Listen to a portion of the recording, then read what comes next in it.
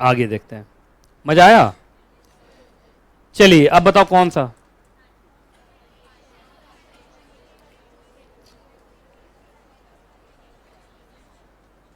अरे यार थोड़ा जोर से बोलो।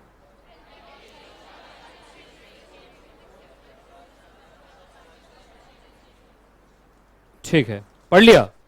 अब ये बड़ा लंबा चौड़ा कहानी है ना। अब कैसे कैसे है सो देखो आप। सुनो, इधर देखो, एकदम शांति से सुनते रहना। अभी मैं यहाँ कुछ लिखने वाला हूँ, देखता हूँ अगर चार्ट बना होगा तो अच्छी बात है, लेकिन चांसेस कम ही है। छोड़ो, चलिए एक काम करो, पहले ये वाला चार्ट पढ़ा दूं, ऑथेंटिकेशन वाला। उसके बाद मैं पूरा का पूरा एक कहानी के तौर पे बनाऊंगा सब कुछ। चलिए इधर देखिए, इधर देखिए, हेडिंग बोलो। उसमें कहीं है क्या ऑथेंटिकेशन? देखो तो। नहीं नहीं, वो चार्ट नहीं, जहां लिखा हुआ है ऑथेंटिकेशन वर्ड है।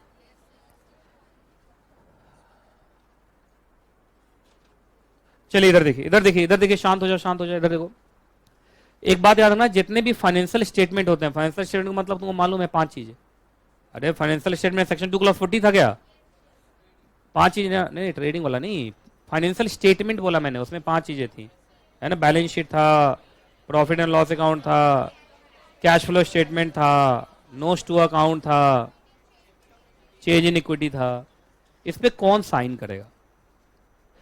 आइए इधर देखिए, अगर ओपीसी है तो कहानी अलग है, और अदर कंपनीज है तो कहानी अलग है। पहला, अगर ओपीसी है तो एक ही डायरेक्टर साइन करेगा, वही है ही बेचारा, और तो कोई है ही नहीं। नहीं, लेकिन अगर अदर कंपनीज हैं, नॉर्मल कंपनीज, तो साइन करेगा एक तो चेयरमैन, अगर ऑथराइज्ड है तो। अगर चेयरमैन ऑथराइज नहीं है तो 2 डायरेक्टर साइन करेगा। कंपनी में अगर एमडी है तो एमडी तो जरूर साइन करेगा, याद रहेगा। अगर एमडी है तो एमडी जरूर साइन करेगा, एक एमडी एक डायरेक्टर हो गए। लेकिन एमडी नहीं है तो 2 डायरेक्टर कोई भी साइन कर देगा। प्लस सीईओ, पर याद रखना सीईओ तब साइन करेगा जब उस कंपनी में वो डायरेक्टर के पोस्ट पे हो। अगर वो मात्र सीईओ है तो फिर वो साइन करेगा नहीं। प्लस सीएफओ, सीएफओ तब साइन करेगा अगर वो अपॉइंट हुआ है, तो हर कंपनी में सीएफओ रखने की जरूरत नहीं। और प्लस कंपनी सेक्रेटरी, तो कंपनी सेक्रेटरी तब साइन करेगा अगर वो अपॉइंटेड है। तो आप सब जानते हैं अगर कंपनी का paid up share capital 10 crore या 10 करोड़ से ज्यादा है तो सीएस होगा, है ना। और इतने लोग साइन करेंगे। अब सीए इंस्टीट्यूट को और सीए फर्टर्निटी को इस बात से बड़ा दुख है, बहुत कोशिश की गई कि नए कंपनीज एक्ट में ये लाइन ना हो, लेकिन आ गया फिर भी, है कि नहीं। तो देखो उनको इस लगता है सारा अकाउंट्स बनाते हम हैं, ऑडिट करते हम हैं, और लास्ट में साइन कौन मार देता है? सीएस। अब समझ में आया तुम लोग को अकाउंट्स पढ़ाने की क्यों जरूरत है? क्योंकि देखिए फाइनेंशियल स्टेटमेंट पे आपका भी साइन होता है। अब मैं कभी अकाउंट से खिलाफ नहीं हूं, मेरा मानना अकाउंट्स तो पढ़ाना चाहिए, टैक्स पढ़ाए ना पढ़ाए, अकाउंट्स पढ़ाए, क्योंकि अकाउंट्स में क्या है एग्जैक्टली सिग्नेचर है, वो बहुत जरूरी है। तो पता नहीं आईसीएसआई अकाउंट्स नहीं पढ़ा रहा तुम लोग को, अकाउंट्स कम करता चला जा रहा है। न्यू सिलेबस में भी मैंने देखा अकाउंट्स घटा के 60 मार्क्स का कर दिया। अभी तो 100 मार्क्स का था, मेरे समय में 200 मार्क्स का था, फिर घटा के उसको 100 मार्क्स किया, अगले में घटा के 60 कर दिया है। मुझे लग रहा है अगला सिलेबस आएगा तो 20 कर देगा, और उसका अगला सिलेबस आएगा अकाउंट खत्म। अकाउंट्स तो पढ़ाना चाहिए। क्या मुझे लगता है टैक्स के मुकाबले फिर भी अकाउंट्स ठीक जाता है, क्योंकि टैक्स का कोर्स बहुत ज्यादा होता है, अकाउंट्स फिर भी ठीक रहता है। पता नहीं, मुझे लगता है सीएचडब्ल्यूटी में पढ़ाना चाहिए अकाउंट। नहीं तो सीएचडब्ल्यूटी वाला बच्चा सब देखते नहीं यहाँ पे आगे क्या पूछता है मेरे से, है ना, सिक्योरिटी प्रीमियम अकाउंट स्पा, तो सर स्पा क्या है? तो सीएस का साइन होना बहुत जरूरी है, देख लीजिए आप। वो अलग बात है सबसे लास्ट में लिखा हुआ है, लेकिन भाई लिखा हुआ तो है कि नहीं। हटाऊं? चलो अब सुनो कहानी कैसे कैसे होता है, सो सुनो, आपको एक पूरा कहानी बताता हूं, ये याद रखना हमेशा। इधर देखिए एक एग्जांपल ले लेता हूं। कौन सा फाइनेंशियल ईयर खत्म होगा अभी? पहले लिख रहा हूं फाइनेंशियल ईयर 22-23, ये ना 22-23 का मतलब हो गया 1 अप्रैल 2022 से 31 मार्च 2023, ये ना। चलो इधर देखो, अब देखो शांत शांत शांत, इधर देखो, इधर देखो, इधर देखो।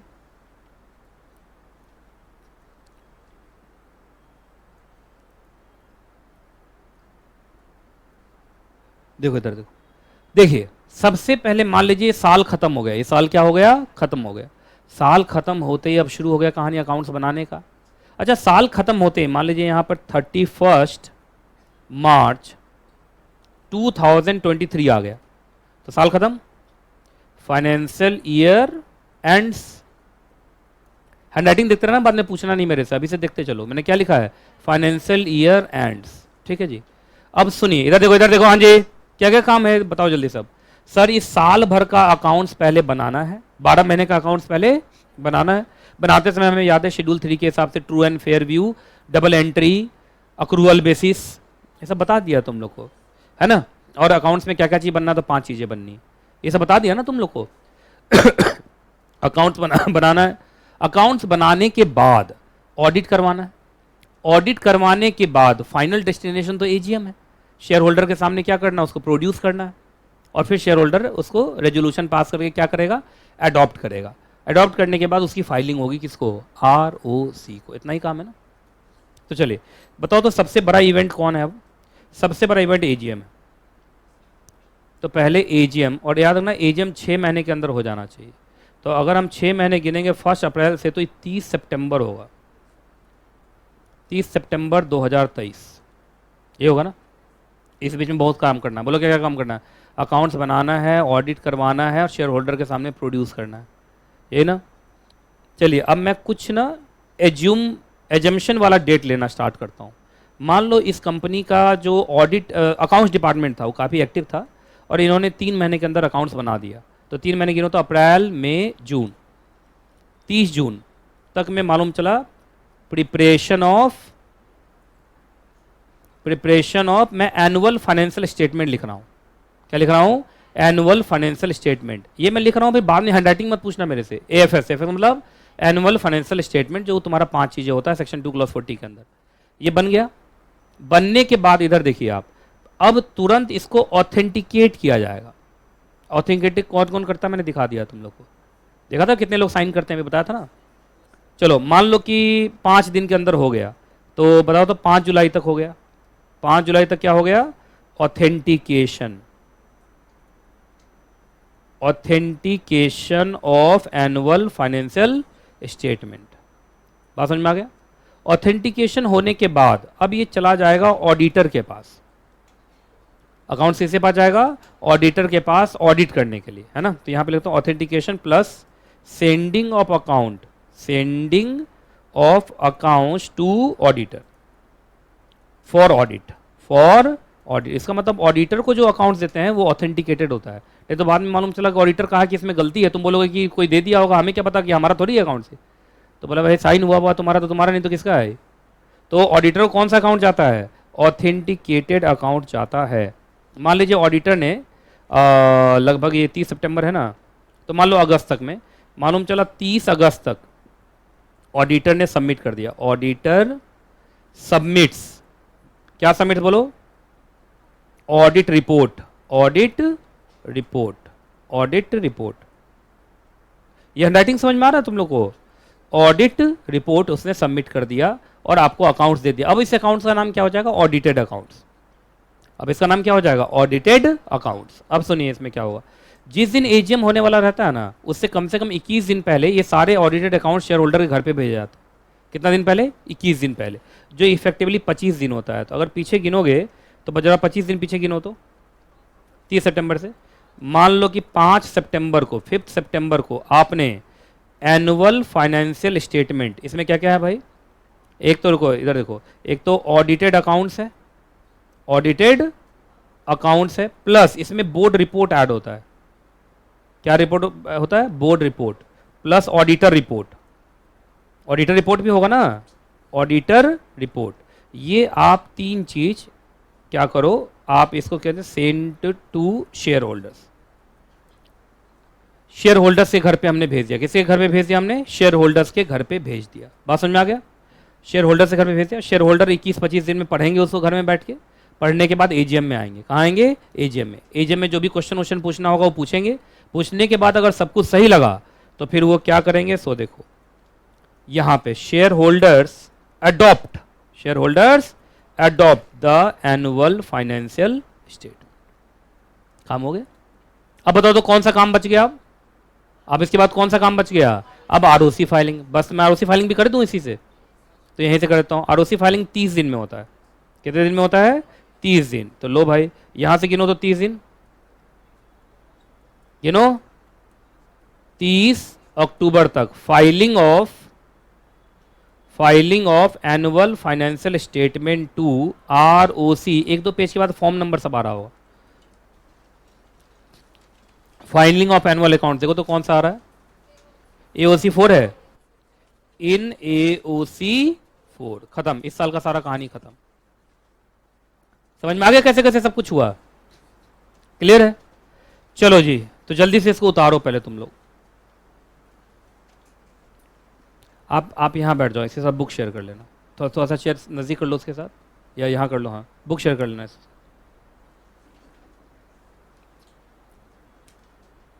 अब जल्दी उतारो इसको। एक बार मैं घूमता हूँ तुम लोग के पास, देखता हूँ क्या हैंड राइटिंग समझ में नहीं आ रहा।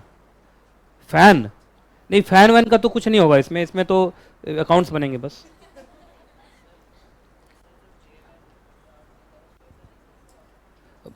बाद में देख, मिसलेनियस रूल। अगर हैंडराइटिंग समझ में नहीं आ रहा तो बताओ। ठीक ठीक, एकदम साफ साफ बनाओ।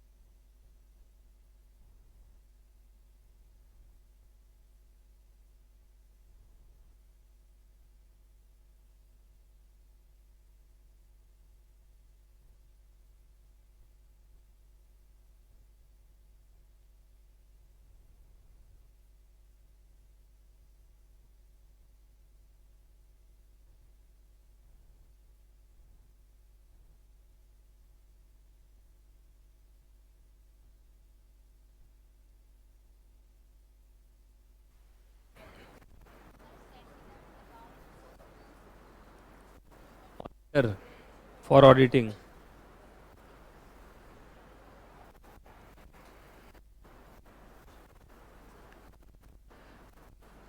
तो ब्रॉडली क्या क्या होता है, पहले अकाउंट्स बनता है, फिर ऑथेंटिकेट होता है, फिर ऑडिटर के पास जाता है, ऑडिट होता है, ऑडिट रिपोर्ट आता है, बोर्ड रिपोर्ट अटैच होता है, फिर शेयर होल्डर के घर पे भेजा जाता है, फिर AGM होता है, अकाउंट्स अडॉप्ट होते हैं, फिर ROC फाइलिंग होती है। इतना ही काम है ना। ये जो डेट है ये प्रिजम्पटिव है, मतलब डेट अलग अलग भी हो सकता है हर कंपनी के लिए। जरूरी थोड़ी कि हर कंपनी 30 सितंबर को AGM कराएगी, कुछ कंपनी 30 सितंबर से पहले AGM करा लेती है।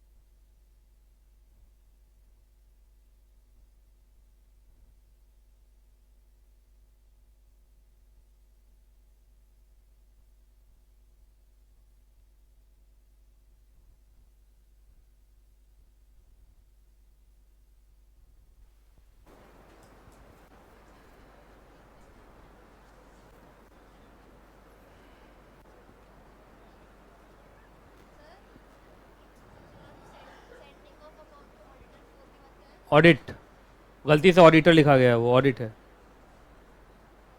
जब चीज़ें गलत लगने लगे ना तो भावनाओं को समझना चाहिए, है कि नहीं? क्योंकि एक बात बताओ, sending of accounts to auditor for auditor तो हो नहीं सकता, तो वो तो ऑडिट ही होगा।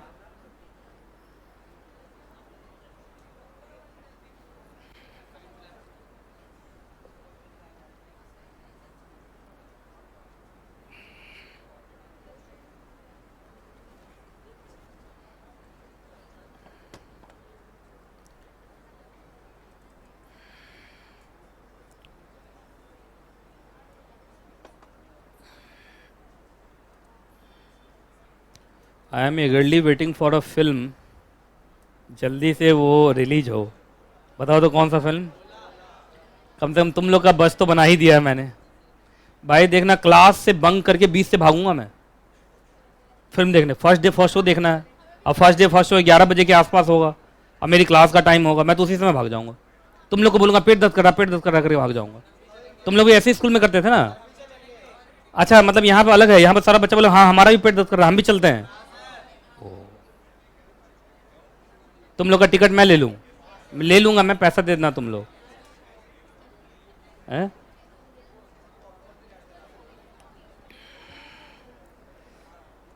ये ऑडिट लिखा हुआ है, ऑडिटर नहीं, क्या है? ऑडिट। ये भावनाओं में बह के मैं ऑडिटर लिखा गया था मेरे से।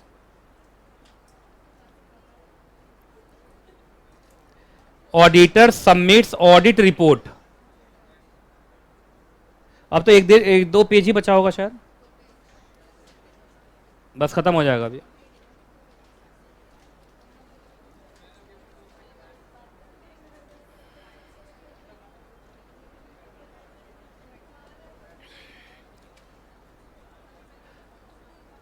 अभी बोल देता हूं इससे पहले कि मैं भूल जाऊं, सुनो। तुम लोग का एक चैप्टर है मर्जर एंड अमलगमेशन, क्या चैप्टर का नाम है? कल मैं सीएस प्रोफेशनल में सुबह 8 बजे पढ़ाऊंगा।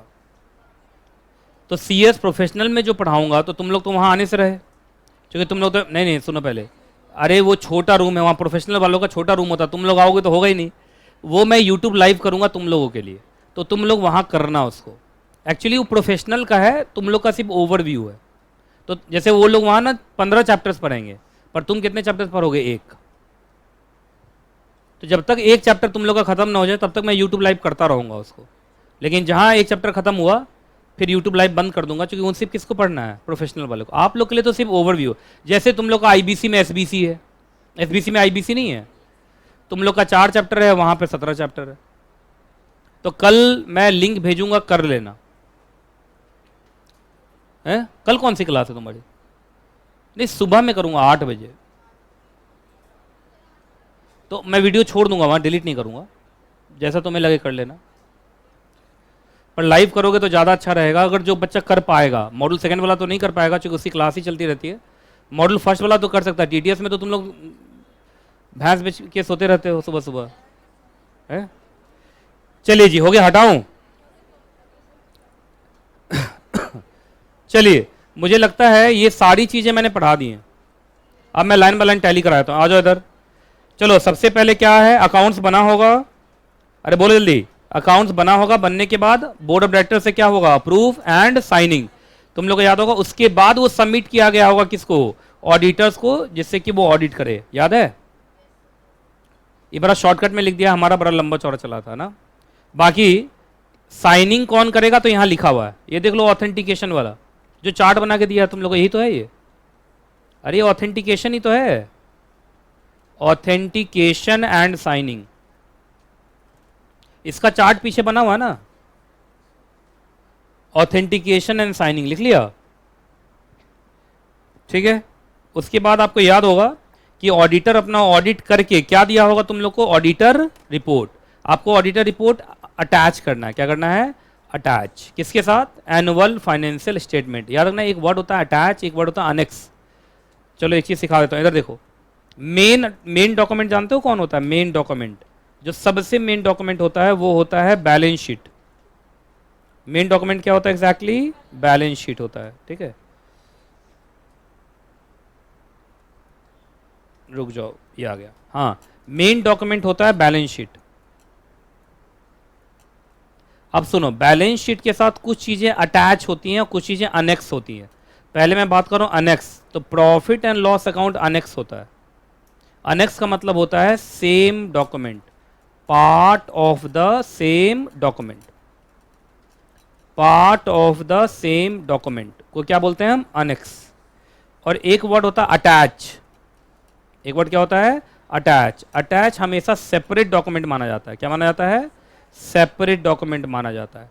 तो बैलेंस शीट के साथ दो चीजें अटैच होती हैं, एक तो क्या? ऑडिटर रिपोर्ट, ऑडिटर रिपोर्ट और बोर्ड रिपोर्ट। ये बात समझ में आ गया? एक बार एग्जाम में क्वेश्चन पूछे हुआ है एनेक्स और अटैच में क्या डिफरेंस होता है, तो याद रखना बैलेंस शीट के साथ प्रॉफिट एंड लॉस अकाउंट क्या होता है? अनेक्स। लेकिन ऑडिटर रिपोर्ट और बोर्ड रिपोर्ट क्या होता है? अटैच।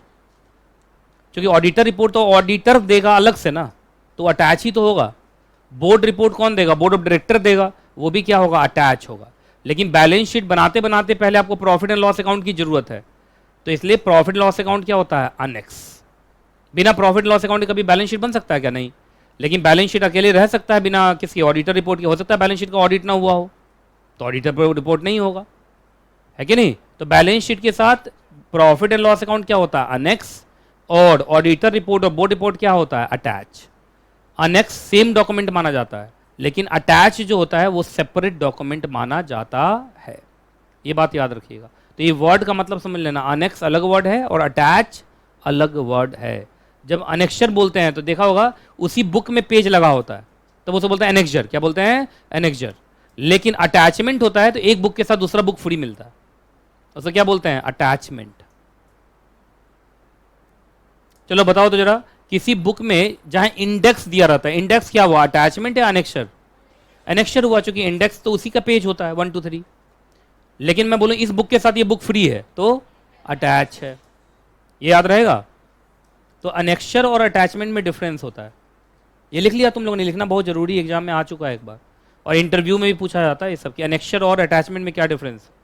तो अनेक्सर अटैचमेंट होता क्या वो बता दिया, और इसका एग्जाम्पल भी बता दिया कि profit and loss account annex होता है और ऑडिटर रिपोर्ट और बोर्ड रिपोर्ट क्या होता है? अटैच होता है। क्या होता है? अटैच। हटाऊं? क्या हुआ?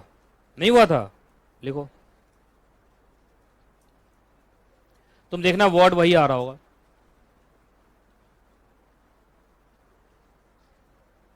बहुत दिन के बाद, जो छुट्टी के बाद तुम लोग पढ़ रहे हो ना, इतना ही पढ़ते पढ़ते हालत खराब हो गया है। क्या लग रही है? गर्मी लग रही है? गर्मी के मौसम में गर्मी लगती है, पता चला है मुझे, ये बात आज ही पता चला है। आइए सुनिए, ऑडिटर रिपोर्ट को क्या करोगे? अटैच। बोर्ड रिपोर्ट को भी क्या करोगे? अटैच। तो सुनो, जब बैलेंस शीट बना है तो उसमें प्रॉफिट और लॉस अकाउंट होगा ही, उसमें जोड़ दिए क्या क्या? Auditor report and board report. अब ये तुम्हारा हो गया एनुअल फाइनेंशियल स्टेटमेंट। समझ में आ गया? अब आई अच्छा एक बात बताओ, तुमको याद है जो ओपीसी होता है और स्मॉल कंपनी होता है उसका बोर्ड रिपोर्ट छोटा होता है? वही पढ़ाया था तुम लोग को। क्या इन लोग को बड़ा बोर्ड रिपोर्ट बनाना है या छोटा सा? छोटा सा। बाकी बोर्ड रिपोर्ट क्या होता है इसके ऊपर एक अलग से चैप्टर है डायरेक्टर के पास, मैं वहां बताऊंगा। आइए, signing off board report. Board report पे कौन साइन करेगा? बोर्ड का मतलब बोर्ड ऑफ डायरेक्टर की रिपोर्ट पे कौन साइन करेगा? तो इसके लिए ये कहानी है, देखो इधर इसके बाद वाला चार्ट आएगा। ये सबसे पहले चेयरमैन साइन करेगा और ऑथराइज्ड हुआ तो, लेकिन अगर चेयरमैन ऑथराइज्ड नहीं है तो कौन साइन करेगा? 2 डायरेक्टर, और कंपनी में एमडी है तो एमडी तो जरूर साइन करेगा। तुम पढ़ के देखो, ये लिखा हो। मिला? तो बोलो तुम अभी तक क्या क्या काम कर लियो? अकाउंट्स बना लिए, बैलेंस शीट जब बना रहे थे तो profit and loss account annex था, ऑडिटर नहीं, पहले सुनिए, balance sheet profit loss account को पहले ऑथेंटिकेट किए, ऑडिटर को भेजे, ऑडिटर ने ऑडिट रिपोर्ट दिया, ऑडिट रिपोर्ट को क्या किए? अटैच किए, बोर्ड रिपोर्ट बना के बोर्ड रिपोर्ट को क्या किए? अटैच किए। बाकी बोर्ड रिपोर्ट पे साइनिंग कैसे होगा वो मैंने बता दिया। अब इसके बाद बोलो क्या होगा? सारे शेयर होल्डर के घर पे भेजा जाएगा। क्या वर्ड लिखा हुआ है? सर्कुलेशन। अब ये पूरा जो पूरा फाइनेंशियल स्टेटमेंट है, अब इसको आप पब्लिश कर सकते हैं, इशू कर सकते हैं, सर्कुलेट कर सकते हैं, है ना। उसके बाद चलिए अब ये आ जाओ बीच में। अभी बोर्ड रिपोर्ट के बारे में सुनो, इधर देखो। पहले जो बोर्ड रिपोर्ट है, देखो इसमें बैलेंस शीट आप समझते हैं, प्रॉफिट एंड लॉस अकाउंट समझते हैं, ऑडिटर रिपोर्ट समझते हैं, बस बोर्ड रिपोर्ट नहीं समझते, ये ना। अब सुनिए इधर, बोर्ड ऑफ डायरेक्टर भी अपने कंपनी के वर्किंग के ऊपर, अपने कंपनी के वर्किंग के ऊपर अपना रिपोर्ट बनाता है, दैट इज बोर्ड रिपोर्ट। जो नॉर्मल कंपनी होती है उसका बोर्ड रिपोर्ट काफ़ी हाई फाई होता है, उसके लिए एक अलग से चैप्टर है। जब डायरेक्टर पढ़ाऊंगा तो उसमें एक बोर्ड रिपोर्ट नाम का चैप्टर आएगा। लेकिन अभी तुमने देखा कि स्मॉल कंपनी और ओपीसी के लिए जो बोर्ड रिपोर्ट बनना है वो छोटा बनना है, तो इसे क्या बोलते हैं, अब्रीज्ड। क्या बोलते हैं, अब्रीज्ड। तो यहां पर लिखो ये अब्रीज्ड बोर्ड रिपोर्ट है, अब्रीज्ड बोर्ड रिपोर्ट लिखो, abridged board report, abridged board report. और ये बताइए सारे कंपनी के लिए या only for OPC and small company? छोटी कंपनी के लिए छोटा board report, that is abridged board report. तो यहां पे बताया कि अब्रीज्ड बोर्ड रिपोर्ट में क्या क्या लिखना है। तो रूल नंबर 8 है, इसका मतलब साफ है बाद में आया ये, क्योंकि बाद में इन लोगों ने क्या किया, ओपीसी और स्मॉल कंपनी को एग्जेम्प्ट किया। तो ये रूल नंबर 8 से आया। कितने कंटेंट, 1 2 3 4 5 6 7 8 9 10, मतलब इनको सिर्फ कितना लिखना है, 10। अब बोलोगे सर ये 10 क्या है, इसको छोड़ दीजिए। बोर्ड रिपोर्ट चैप्टर जब पढ़ाऊंगा ना, कहाँ, डायरेक्टर के साथ, तो तुम इतना बड़ा बोर्ड रिपोर्ट चैप्टर पढ़ोगे, उतने में से सिर्फ कितना पॉइंट निकाला है, 10। तो मैं यहां भी पढ़ाऊँ वहां भी पढ़ाऊँ, डुप्लीकेसी नहीं हो जाएगा? नहीं समझ में आया क्या बोल रहा हूँ? बोर्ड रिपोर्ट जो फाइनल बोर्ड रिपोर्ट होगा, नॉर्मल कंपनी के लिए जो बोर्ड रिपोर्ट होता है उसमें सिर्फ 10 ही कंटेंट थोड़ी होते हैं, उसमें बहुत सारे कंटेंट होते हैं। तो बहुत सारे कंटेंट में ये कंटेंट तो होगा ही ना, तो मैं वहां पढ़ाऊंगा। बस आप समझ लीजिएगा नॉर्मल कंपनी का बोर्ड रिपोर्ट वाइडर होगा, इनका बोर्ड रिपोर्ट क्या होगा, छोटा होगा। अच्छा जो छोटा है उस छोटे वाले में कितना होगा, सिर्फ 10 पॉइंट। कितने पॉइंट, 10। और बताओ तो कौन से फॉर्मेट में बनेगा ये?